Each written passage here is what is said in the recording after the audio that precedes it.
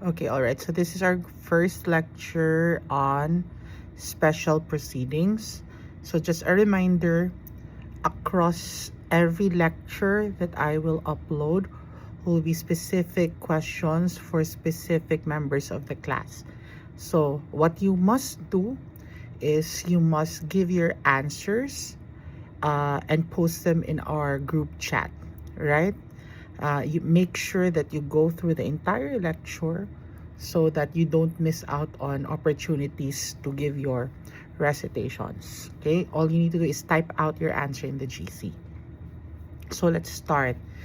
So special proceedings, it is an application, no, to establish the status or right of a party or particular fact or any remedy other than an ordinary suit in a court of justice.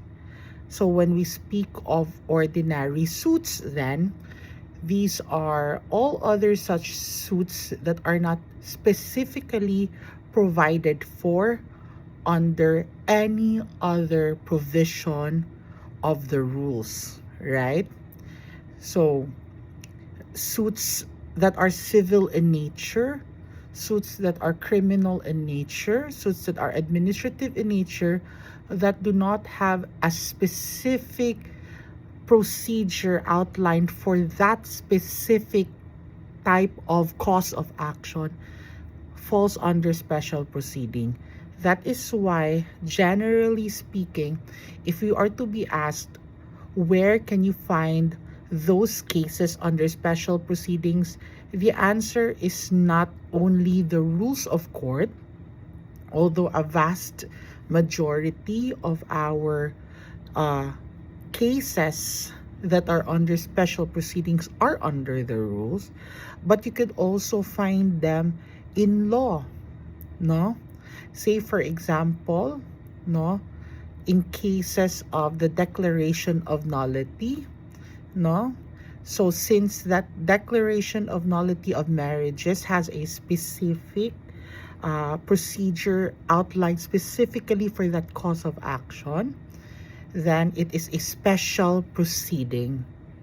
Okay, but it is not necessarily found in our rules of court, right? It has a separate set of rules. Okay, so if we are going to look at the rules of court, the subject matter of special proceedings necessarily are the ones listed under Section 1 of Rule 72. So officially, if we are going to adhere first to the rules of court as our source of subject matters under special proceedings, these are those subject matters, no? So there is your settlement of the estate of deceased persons, escheat proceedings, guardianship and custody of children, trusteeship, adoption. However, we understand that we have a new set of rules for adoption, no? We have rescission and revocation of adoption, and I'm just listing out what is stated in section 1 ha. Then we have hospitalization of insane persons. We have your petition for the issuance of a writ of habeas corpus. You have your change of name. You have voluntary dissolution of corporations. You have judicial approval of voluntary recognition of minor natural children.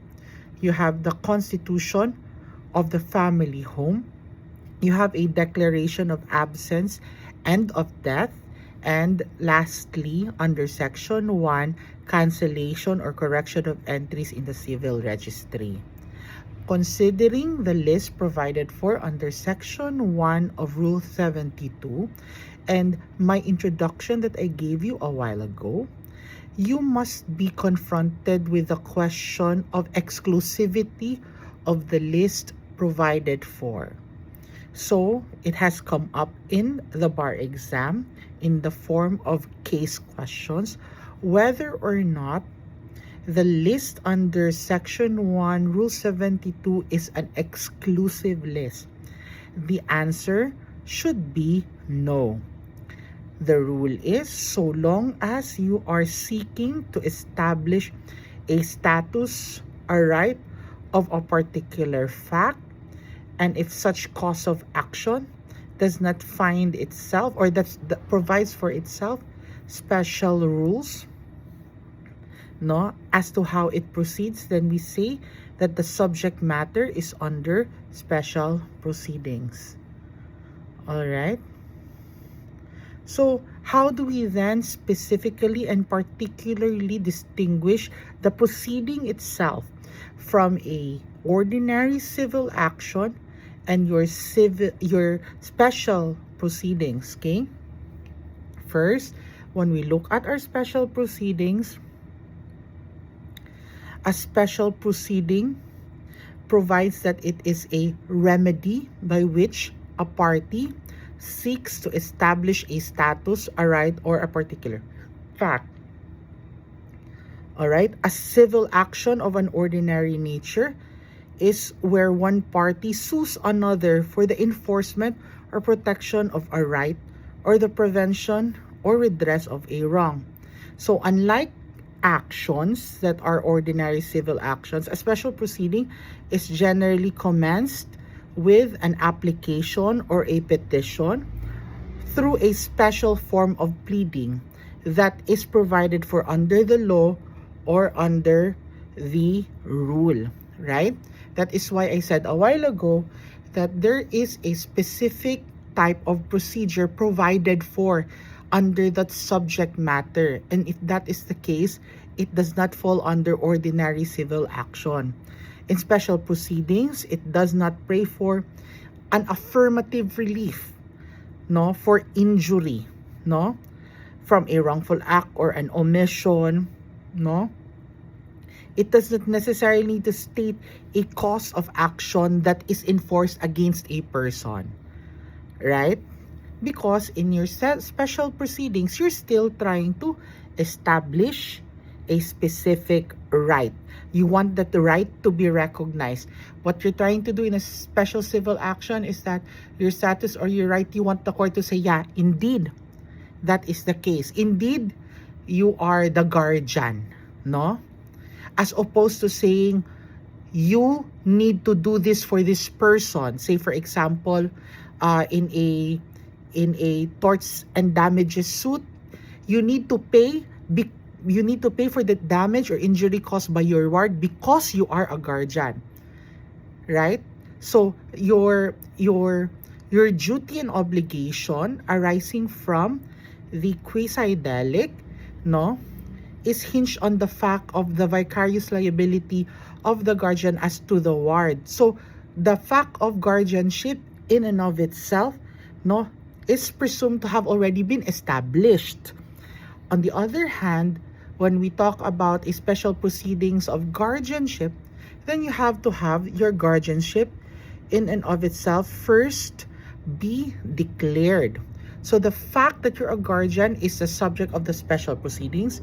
The fact that a guardian has vicarious liability or responsibility, no, or liability for the act of the ward is under your ordinary civil action. Okay? So hopefully that is clear. Okay. Now, there are many procedures of dispute resolution under our system of government, no? In the judiciary, dispute resolution may be ordinary or it could be alternative. Now, that distinction refers to alternative dispute resolutions such as arbitration, conciliation. So the question is arbitration a special proceeding or is it generally considered to be ordinary action, if that is the case? So arbitration is deemed as a special proceeding because it is governed by a specific law. Our ADR, our our alternative disputes resolution, no, law, no, which is a general law, no, that involves all matters pertaining to alternative dispute resolution methods. So, well settled is already the rule that procedural laws are construed to be applicable to actions pending and undetermined at the time of their passage and are deemed retroactive in the sense and to that extent. So when the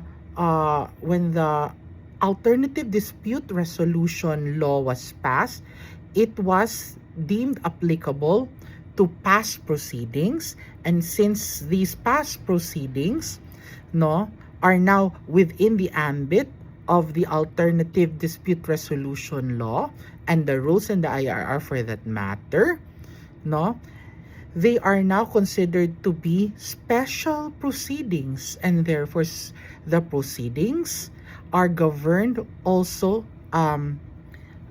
governed in part when there is an absence of specific proceedings to the matter by our rules on special proceedings, no?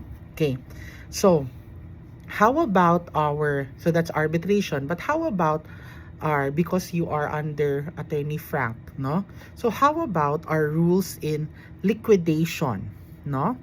Is a petition for liquidation to be considered as a special proceedings? What do you guys think? So we are going to break it down. What are our rules, no, when it comes to determining whether it is special or an ordinary action? First and foremost, do we have a specific law that governs not only the substantive matter of the subject matter, but also the procedure? Do we have also a clear action whose relief only asks for the recognition of a right or the protection or enforcement of a right, no? Or does it ask for a redress of a wrong against a party, no?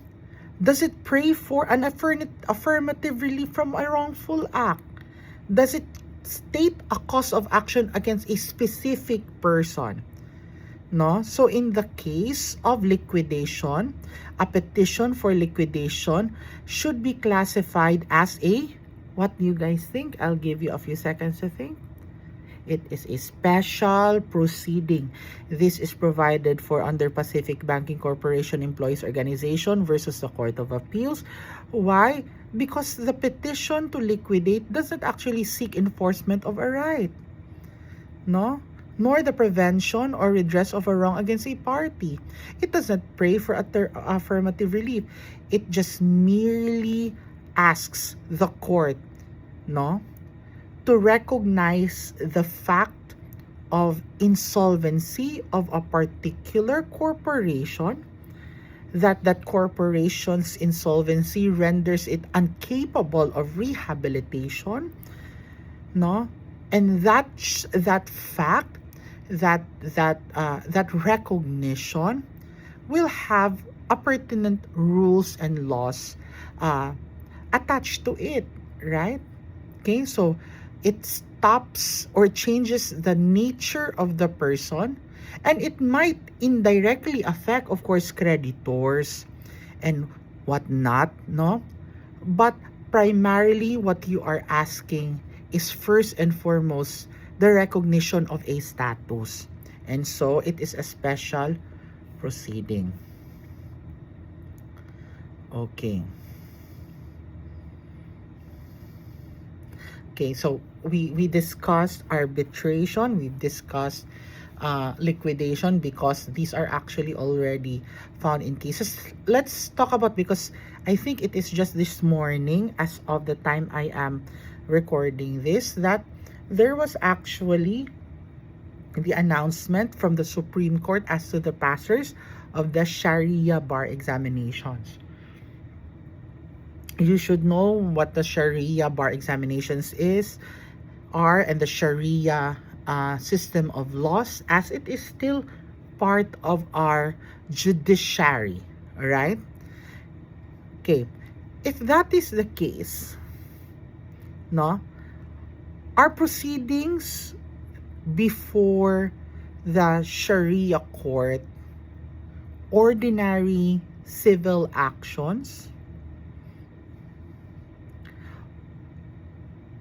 or do we also consider in the same way the nature of the subject matter when it comes to Sharia proceedings to determine whether or not it is a special proceeding, or it is a ordinary civil action? Okay, this is already a decided case, guys. Montanier versus Sharia District Court, ha? You can just Google it.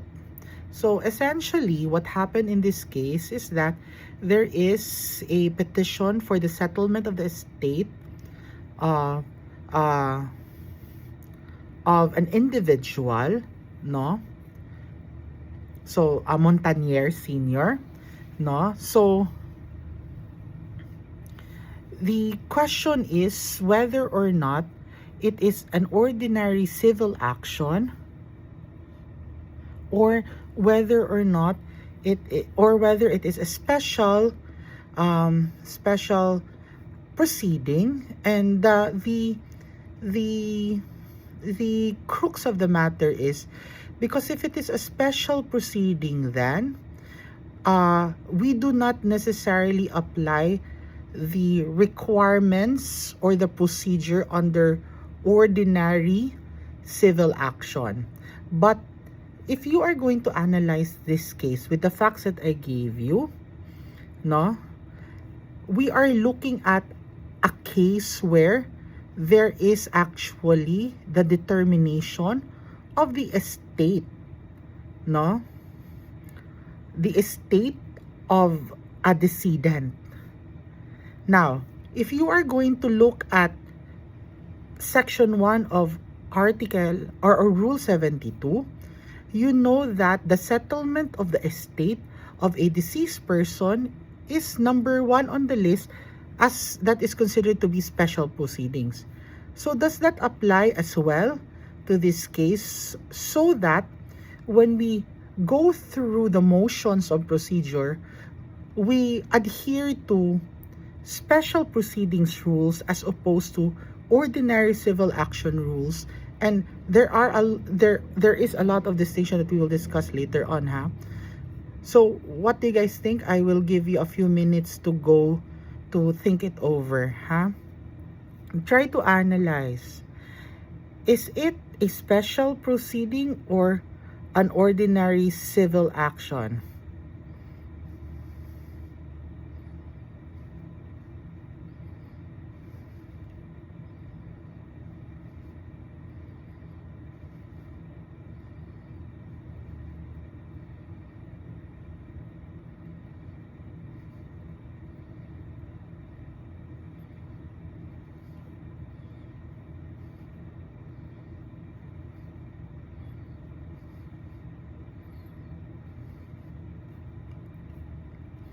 Okay. Now, the answer to that question is that it is a special proceeding. Why do you think that it became an issue in this case? Why was there even a confusion when in fact our section 1 of Rule 72 is quite clear, no? The distinction is how Sharia law treats, no, the settlement of the estate of a Muslim person under Sharia law. Okay?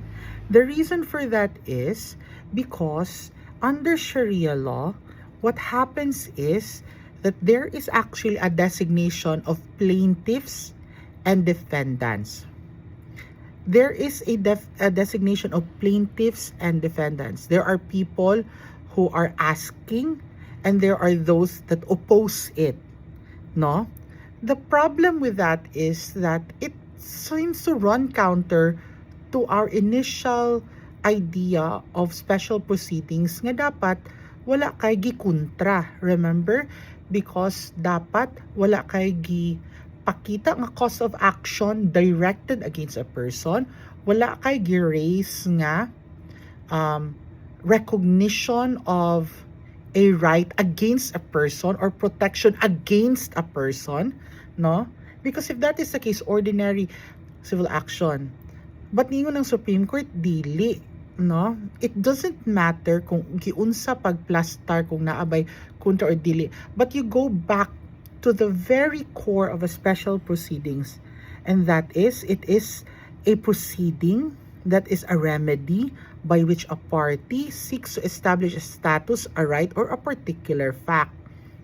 So, in that case, no, because what has been asked is merely to set the rights of the heirs as to the estate, because that's the nature of a settlement of estate, without necessarily going against persons, no? So in this case, no, we will say that if naagi mo kontra, it is because ni kontra sila, not because gikontra sila.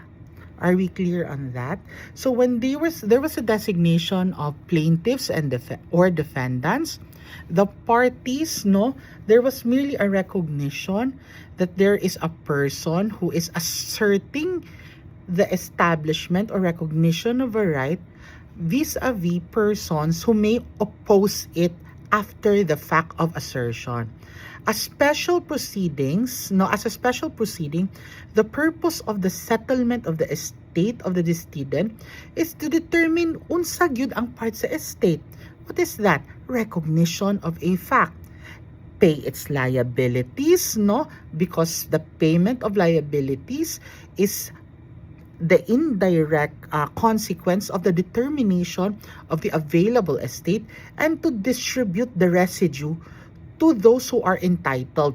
And the entitlement, if you can recall under our succession law, is not by reason of an act, but by reason of your status. Status, no? Kung anak ka, succession operates directly from the death. Naadjud ka. So once imong status gi-recognize nga anak ka, musulod na dahil na. So clearly it is a special proceedings, no?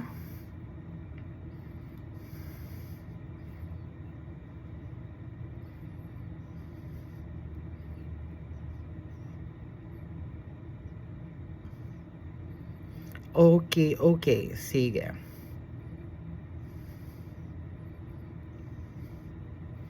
Okay, ginaabot naman ta dara nga concept, muambak lang ta gamay, no? Considering, we're talking about legal heirs.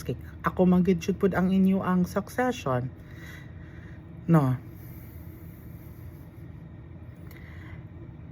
Can the court determine, or does the court have to determine the question of your status as a legal heir, no? Or does the court have to determine the status, your status as a legal heir, before succession can operate, no? Succession operates by the mere fact of death, and if you are a legal heir, then that succession operates immediately. But remember, the succession is still a physical act of distribution, and therefore there has to be already a clear showing of your status as a legal heir, and that is actually presumed by the fact of your documentation to show the same. When there is opposition, however, then there is a need to establish that right. When your right is not duly established, then one must do so. How do you do so? The answer is through special proceedings. Because in special proceedings, you are asking the court to declare your status, and your status is the one that will give the conclusion of whether or not you are a legal heir. Okay?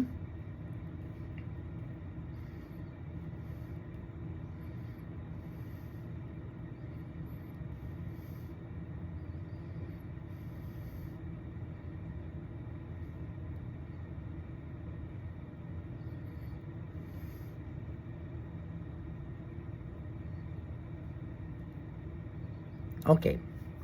Does the rules or do our rules in ordinary civil action, is it therefore separate and distinct from our special proceedings? The answer is no. You know that since our ordinary rules or our rules on ordinary civil actions are general in nature, they are therefore suppletory as to their application with regards to special proceedings when there are no rules on the matter. Okay? When there are no rules on the matter, okay, then there are available remedies and procedures under ordinary civil action you can apply. Okay, a good question. Are rules on special proceedings, no, do not have modes of discovery. Okay, if you can recall from your civil procedure your modes of discovery, I want let me check. Okay, for a while. Okay, I want Shane to answer whether or not a party litigant can invoke the use of modes of discovery when the proceedings are under special proceedings. Okay, try to answer that question. Is it applicable considering the fact that these are modes of discovery are provided for under ordinary actions? Okay, think about that, huh? Okay, let's continue.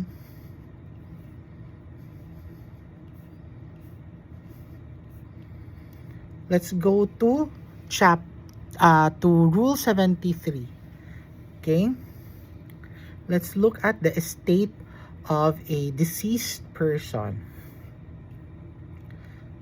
Okay, now Elorta, I want you to explain what is the nature of the settlement of estate proceedings, no? The nature of the settlement of estate proceedings. Okay, we understand that it is a special proceeding, but what is its nature? Is it, when we speak of nature, you can recall sa inyong procedure, it is either in rem or in personam. Okay, and I want you to explain why it is either in rem or in personam. Elorta, let me just record that. Elorta, okay.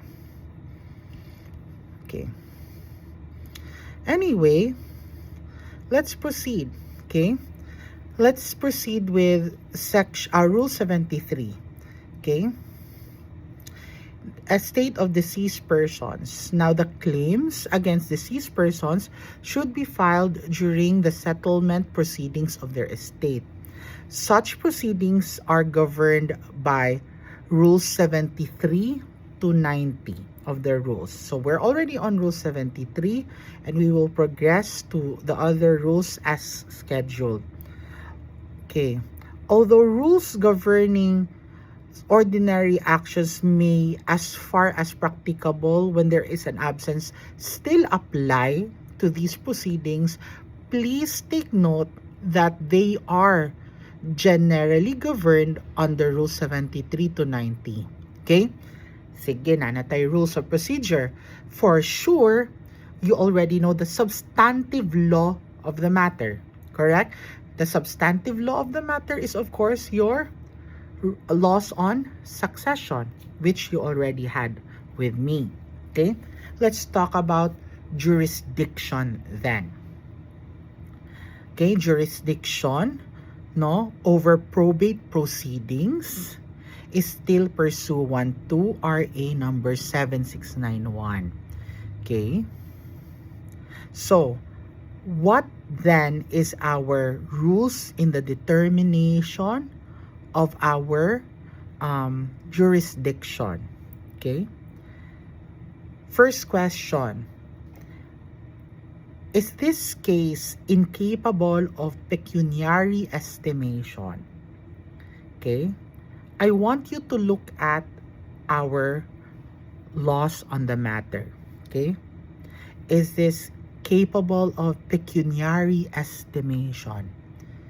If it is, or if it is not, no, will determine whether or not you are going to use the monetary threshold between the RTC and the MTC. If it is not capable of pecuniary estimation, such as quieting of title, you automatically, the jurisdiction, you automatically say that it is vested upon the regional trial court, the court of general jurisdiction. But if it is capable of pecuniary estimation, then you look at the value of the estate. If the value of the estate, no, does not exceed 300,000 for those municipal courts outside of Metro Manila and 400,000 for the municipal courts inside Metro Manila, it is 400,000. If it does not exceed these numbers, then you say that the jurisdiction, no, over probate proceedings is now before your municipal trial courts. Okay. And so if it is beyond that amount, no, beyond that amount, what do we say?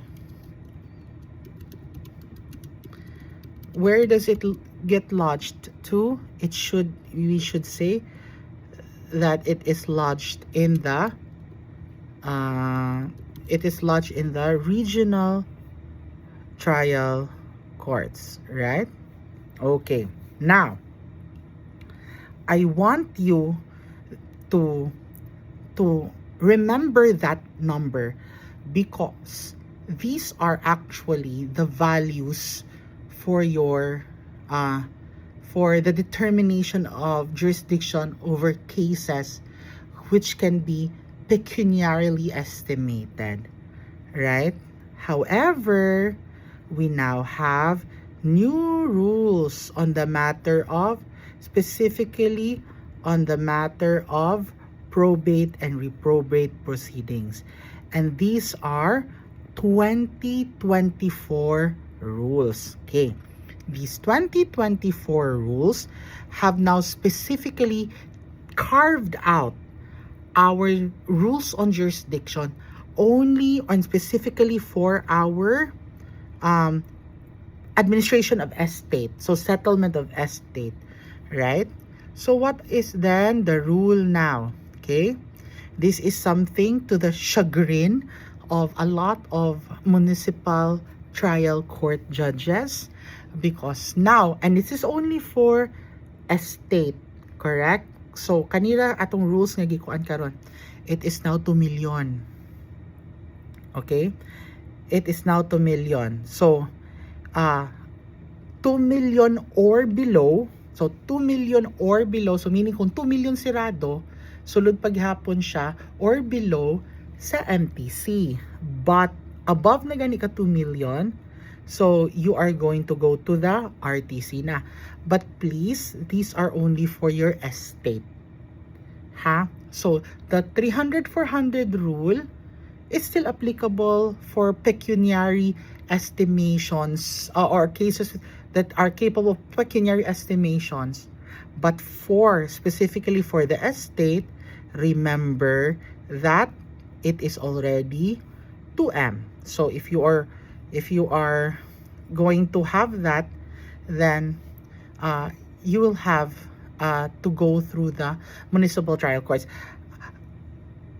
This is actually in an effort to decongest regional trial courts. So gi-increase silbi ang jurisdiction sa ato ang municipal trial court. Okay. That is so nanata sa kabalo na ta sa procedural rules. Ang procedural rules under sa 73 to 90. Kabalo na ta sa substantive law, that is our laws on succession, no?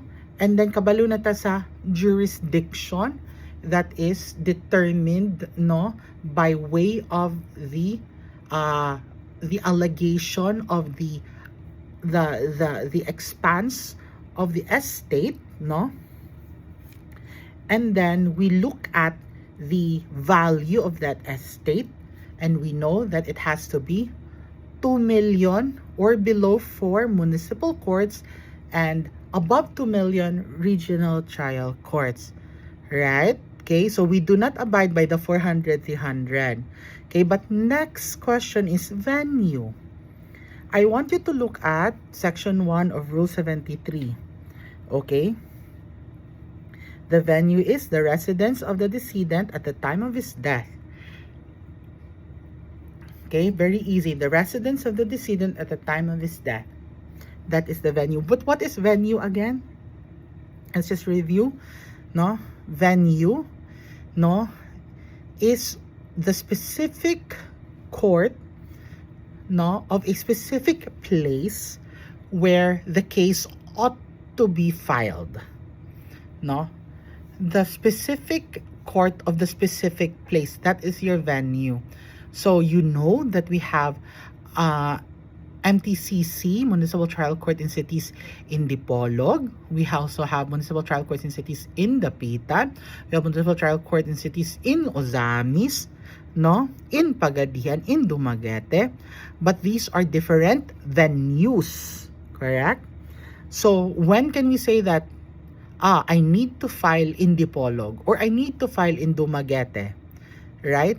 It is based on residence. Okay. Now, that is our general rule. So, how do we define residence? So, I will give that question to Racelis. In the context of our special proceedings, how do we define residence, no? How do we understand residence? It is a very tricky question because I know that you are very well versed with the concept of residence under political law. But is the concept of residence under political law the same as under remedial law? And furthermore, is it the same under ordinary civil action? Because we do have definitions of residence under ordinary civil action. And for special proceedings, is it the same or is it different? So Racelis will be the one to answer that because that is a favorite question also in the bar exam. Jurisdiction and venue, okay? So Racelis, you will be the one to answer that.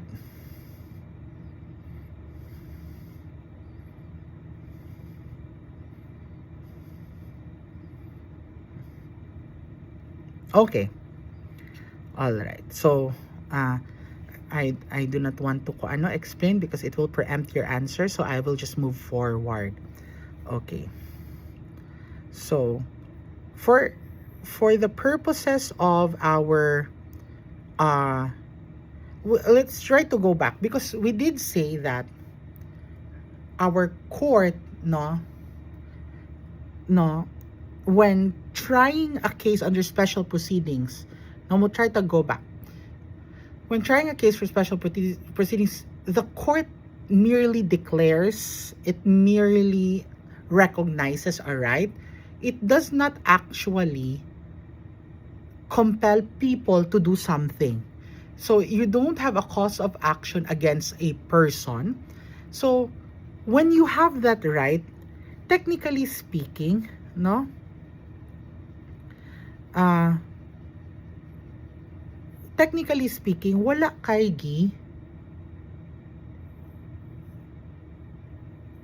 pangayo, right? So pag declare nga, okay, i-probate ang will, okay na ni siya, nanatay administrator.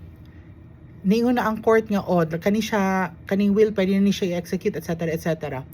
Kailangan pa ba nga ang court nato? Or nabay katungod ang court nga, mag-issue siya o execution writs, no? Under ordinary civil action, of course, naagyod ka. Kay naamang kay, maingon ang court nga, daog ka, so dapat siya mo bayad nimo. Pwede nimo hangyon ang court, man dyan siya gihapon mo bayad, pwede ikaw may musugo niya mo bayad. Execution, di ba? So na kay writ of execution directing the sheriff nga, paningla didto. Kailangan pa na siya in this case, no? Well, the answer is dapat dili, correct? Dapat dili because if imong huna-hunaon, nanagod kay gi-recognize nga administrator, say for example sa kuan, si administrator can administer, no can do all of that, no? Ang executor, no, in the administrator, no, of the estate, siya na ana bahala. Basta mo follow siya sa ruling sa court in the of how it should be settled nga, kani siya bayran, kani siya hatagan. Dili siya kailangan niya mangayo pa sa court og authority nga ako nang ibayad na. Iyan na to i-follow kung sa ang decision sa special proceeding. Dapat, 'di ba? Kay wala man kay gi-raise ang cause of action against a specific person. But just remember, no, just this is kuan lang nga the probate court can still issue writs of execution.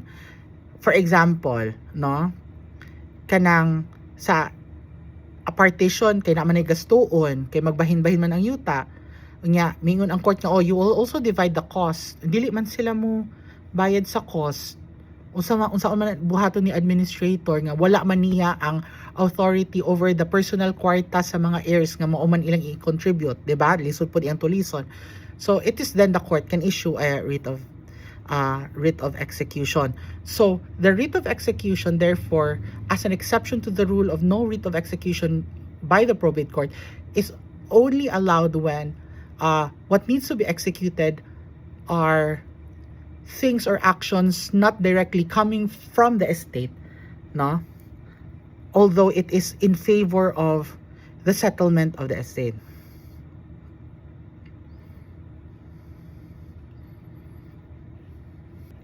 Okay, another thing that we have to always remember when we talk of settlement of the estate, succession in general, is always the question of death, right? Because, as we all know, succession only operates upon death. So, it is only upon death also that the estate is created. Ka-remember mo sa itong discussion, kanus mapurmang estate, there is no such thing as an estate when the testator or the decedent is alive. Because the estate only forms that special personality, that special creation only upon the death. So, we know that death, no, is a specific legal happening, no? Kabaluta, it is a complete cessation of bodily functions inclusive of neurological and cardiovascular functions. When there is death, it is determined at the time of its declaration, no, of death by a physician, right? But then we know that that is what we refer to as your biological death. How about death that is by reason of legal procedure? That is to say, presumptive deaths, right? Is there a rule on presumptive deaths? So I want Van Mark to answer that. Van Mark, it is a very long question, no? But what I want you to do, but this is good for 2 recitations already. What I need you to do is, I need you to discuss for purposes, no, of succession, what are the instances as to when the presumption of death shall arise? No? What is the instance there, okay? All right. Okay. So, ubay-ubay na siya So I want you to refer to 390, 391, 392 and make a discussion there. Okay? All right, let's continue. No? So, all right. And in our succession, we also learned that there are two modes of succession. No? Discounting the mixed mode. But the two modes are by reason of a will. No? So, testate succession. And then you have intestate succession, right? Okay. If you have testate succession and you say your succession is by reason of either a holographic will or a notarial will. When we say intestate succession, it is a succession by reason of an absence of a will, of a valid will, or the subsequent invalidation of a will, whether notarial or holographic, or when there was actually no will to begin with. So you have succession by reason of law, no, and succession by reason of will, right? And so our rules on settlement of estate actually can be by way of a probate proceeding or by way of settlement of estate by reason of intestacy, no? So I want to give this question to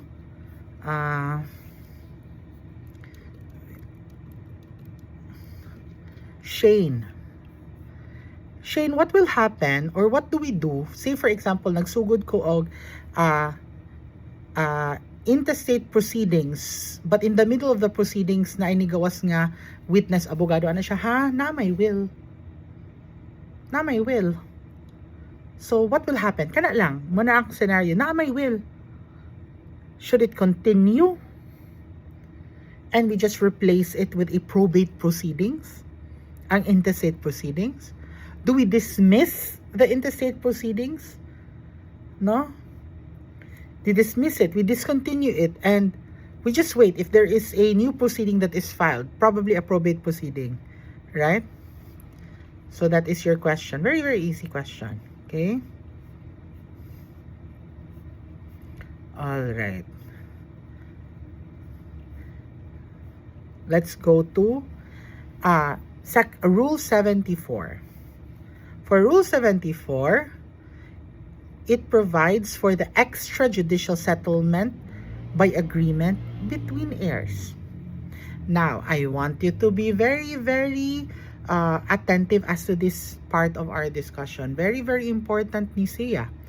What is the rule with respect to the estate left by the decedent? The general rule is that when a person dies leaving property, the same should be judicially administered, and the competent court should appoint a administrator. No, we have Rule 78 for that.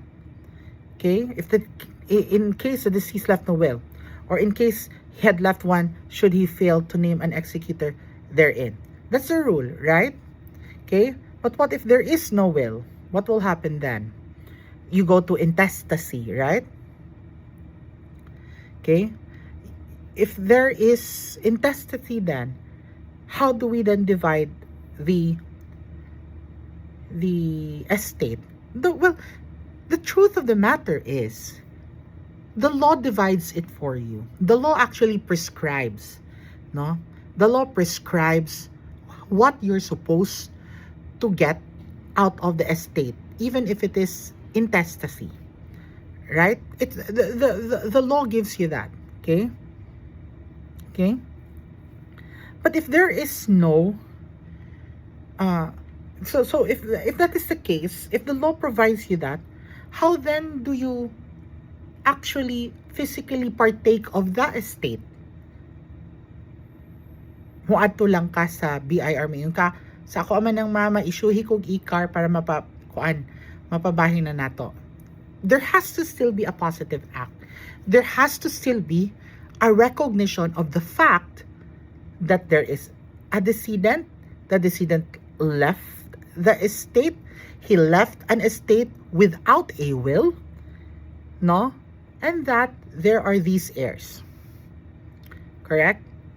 And in accordance to the law, we are going to divide it like this. However, it can still be subject of agreement as to the extent or the amounts of, and I will explain that soon. So if that is the case, there has to be that recognition. How then do we get that? Obviously, we have special proceedings, right? Because special proceedings is our proceedings for the recognition of a status or a right. So that's basically it, diba? No? We're not just saying that the will is correct or not, but we're asking for the recognition of a right. Okay, so what happens then if that is the case? Now, if that is the case, then you have two available remedies. No, we can just agree nga, okay, mo man na ang kuano, mo man ni ang balaod. So, we will just agree nga, sige, we will amicably settle everything so that what we will do is that we will tell the whole world nga, we recognize each other as heirs, mo ni among bahinanay, mo ni siya ang among buhaton nga bahinanay, okay. Di mo magkasinabot, then we say nga, ang court na lang atong storyahon kay ang court may nahibalo sa balaod kung unsa gyud ang saktong bahinanay. The first case is an extrajudicial settlement of the estate by agreement. The second is, of course, an action for partition before the court. Okay? All right. Now, but what if usara jud ang heir? Say, for example, only child of two parents who left an estate. Do you have to have action for partition? Kahago nga moingon lang ang court nga imong ana siya, or can we do an extrajudicial settlement? But an extrajudicial settlement is by way of a contract, an agreement. An agreement necessarily requires meeting of minds, plural. Can a one person have a meeting of minds by himself or herself? The answer is no. So there's actually an additional procedure, and that is for special cases where there is only a single legal heir in intestate proceedings, and that is your the execution of an affidavit of self-adjudication, right? An affidavit of self-adjudication of a sole heir. Actually, there's one more. If you're going to look at section 2, there is one more, and that is the summary settlement of a small estate. Something like that, a small estate. Okay? And, yeah. Alright. Okay, sige. Just take note of that, okay? Alright, sige. So, for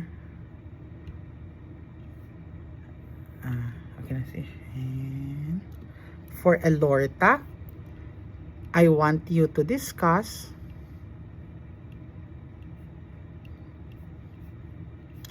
what are the requisites of a valid extrajudicial settlement, no?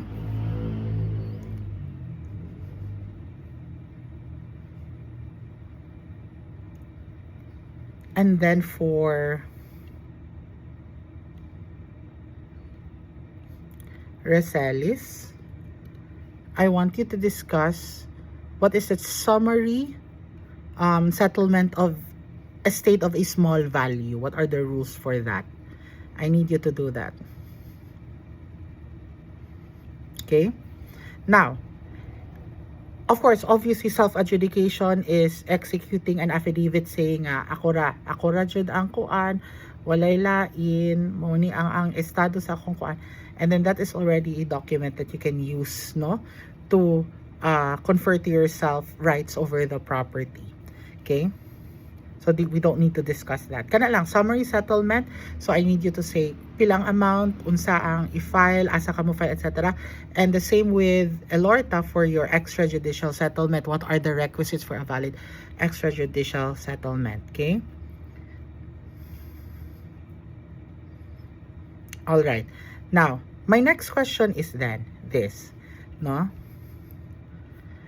How about your action for partition, no?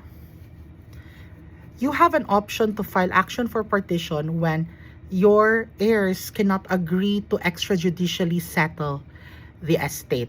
Di sila magkasinabot because probably they feel like akuan naman ni siya, di man ni siya part sa estate. That's also a valid thing to raise during an action for partition. Umingon siya nga, dili man ta parihas dapat og sharing because you are an illegitimate child. or yes, you are adopted, but the adoption was merely simulated, or that you are a legitimate child on paper, but your birth was simulated to show legitimacy.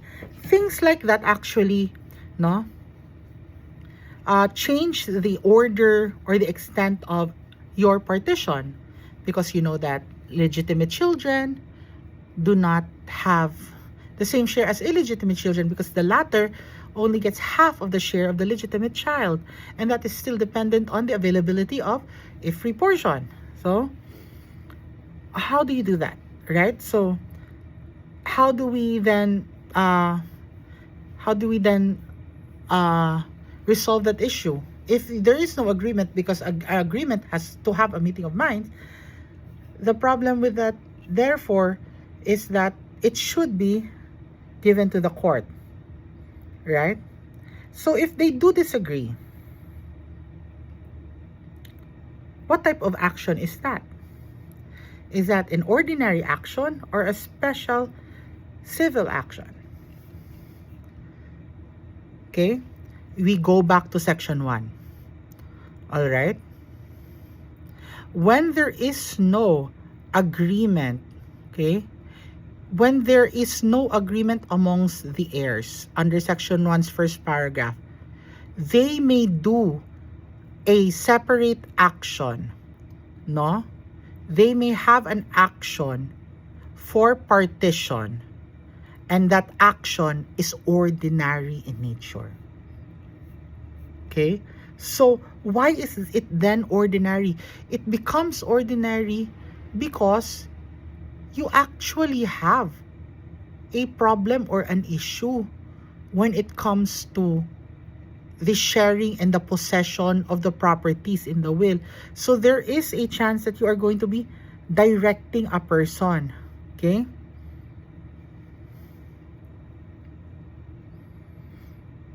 So please take note of that.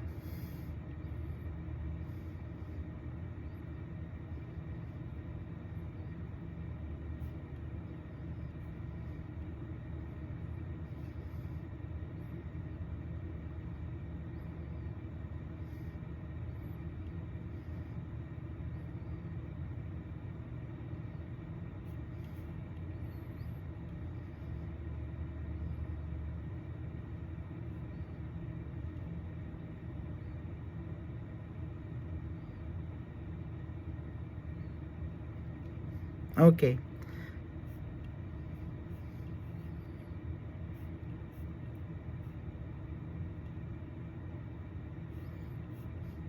What does that necessarily mean? If it is an ordinary action, it becomes therefore it's meant to take place that of the special proceeding on settlement of the estate. Because if the deceased dies without pending obligations, there is actually no necessity for the appointment of an administrator, right? If that is the case, then it is only the appointment of the administrator that necessarily has to be fixed under special proceedings, and we will see that as we go through 73 to 90, no, in order for the payment of the creditors and other dispositions of the estate that are mandatory under the law. If that is the case, then if there is none such necessity, then ordinary proceedings should proceed, because ordinary proceedings now will be against certain individuals, no, who desist the partition that is being requested or being alleged. And that means your cause of action now is against certain people, right? So I hope that is clear.